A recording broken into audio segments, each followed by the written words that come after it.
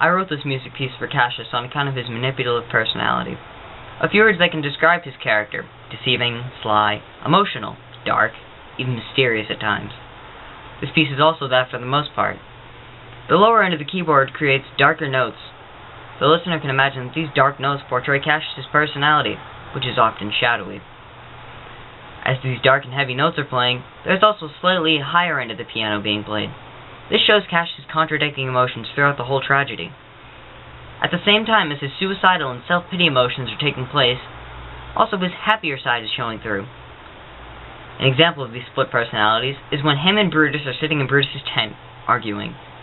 As Cassius starts off hot-tempered and suicidal, he ends the discussion by saying, "Oh my dear brother, this is an ill beginning of the night. Never come such division between our souls.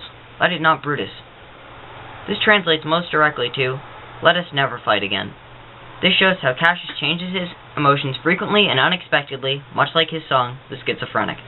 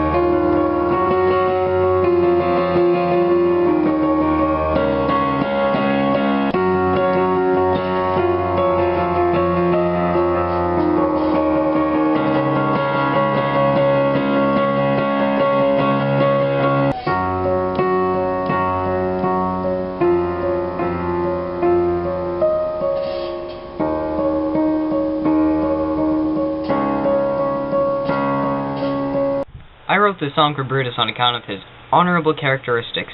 This song sounds very valiant and courageous, which almost exactly hits the nail on the head for this noble character. As it starts off slow, the song gradually gets louder and faster. This is related to Brutus' character in a couple of ways. One is that in the beginning of the story, Brutus is a more toned-down character, as he reasons with Cassius and the other conspirators very well on their plot towards Caesar's assassination. He also talks during this time in a mellow tone almost. As the story progresses, Brutus' character grows more and more intense than he was in the last scene. This song almost perfectly reflects that, just through a different medium. In short, this song is related to Brutus, as it is valiant-sounding and honorable, like the character himself. Also, as it goes on, it picks up intensity, like Marcus Brutus.